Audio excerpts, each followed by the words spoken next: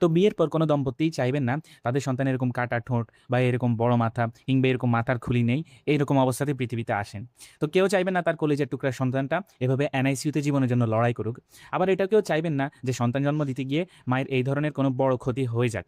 অথচ আমাদের দেশে সন্তান প্রসবের সময় মায়ের বা বাচ্চার যে জটিলতাগুলো হয় এই ধরনের, এগুলো কিন্তু চাইলেই আগে থেকে কিছু প্রতিরোধ করা সম্ভব।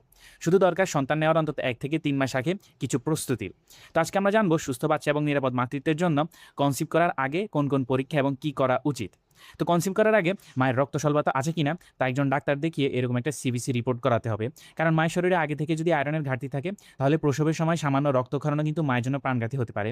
তাই এরকম সিবিসি রিপোর্টটা করিয়ে হিমোগ্লোবিন দেখে নেবেন, যদি কম থাকে তাহলে ডাক্তারের পরামর্শে এই ধরনের আয়রন ট্যাবলেট খেতে হবে। আবার আগে থেকেই যদি মায়ের হাই প্রেশারের সমস্যা থাকে তাহলে কিন্তু প্রেগনেন্সির সময় এই হাই প্রেশার থেকে মায়ের খিঁচুনি পর্যন্ত হতে পারে। তাই সন্তান নেওয়ার আগে প্রেশার মেপে অবশ্যই চিকিৎসকের পরামর্শে প্রেশারটা নিয়ন্ত্রণে নিয়ে আসতে হবে। এছাড়া কারো যদি রক্তে বেশি সুগার থাকে অর্থাৎ ডায়াবেটিস থাকে তাহলে কিন্তু বাচ্চার এইরকম জন্মগত ত্রুটি হতে পারে। তাই আগে থেকে আপনার ডায়াবেটিস আছে কিনা সেটা পরীক্ষা করে নিশ্চিত হয়ে নেবেন। তো আরও কিছু উপাদান যেমন ফলিক অ্যাসিড, সেটা কিন্তু বাচ্চার ব্রেইন আর মেরুদণ্ডের গঠনের জন্য অপরিহার্য। ফলিক অ্যাসিডের অভাবে কিন্তু এই ধরনের সমস্যাগুলো বাচ্চার মধ্যে দেখা দিতে পারে। তাই কনসিভ করার প্ল্যান থাকলে অন্তত 1 থেকে 3 মাস আগে চিকিৎসকের পরামর্শে এই রকমের ফলিক অ্যাসিডের ট্যাবলেট খাওয়াটা শুরু করতে হবে। আর যদি মা আগে থেকেই কম ওজনের হয় অথবা পুষ্টিহীন থাকে তাহলে কিন্তু বাচ্চা এরকম কম ওজনের হতে পারে এবং বাচ্চার ইমিউনিটি দুর্বল হবে। তাই আগে থেকে পুষ্টিকর খাবার খেয়ে মায়ের ওজনটা স্বাভাবিক রেঞ্জে নিয়ে আসতে হবে। আবার বাচ্চার বুদ্ধি বা বিকাশের জন্য কিন্তু আয়োডিন দরকার। তাই বিয়ের পর থেকে সবসময় রান্নায় এরকম আয়োডিনযুক্ত লবণ ব্যবহার করা নিশ্চিত করতে হবে। তবে আপনি তরকারিতে যেটুকু লবণ দেন তাই যথেষ্ট। অতিরিক্ত কাঁচা লবণ কিন্তু উল্টো আপনার ক্ষতি করতে পারে। তো এই পুরো প্রস্তুতিটা শুধু কিন্তু মায়ের একার দায়িত্ব না, স্বামীকেও কিন্তু এই টেস্ট আর সাপ্লিমেন্টগুলো নিতে সাহায্য করা উচিত।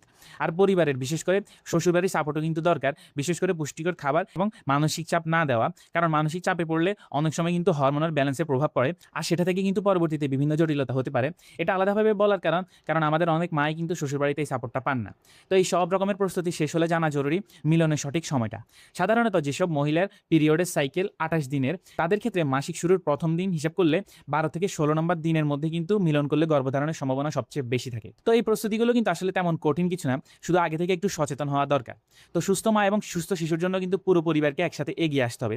তো পরের ভিডিওতে আমরা কনসিভ করার পর কি করণীয় সেটা জানবো ইনশাল্লাহ। তো সবাই সচেতন থাকবেন, সুস্থ থাকবেন।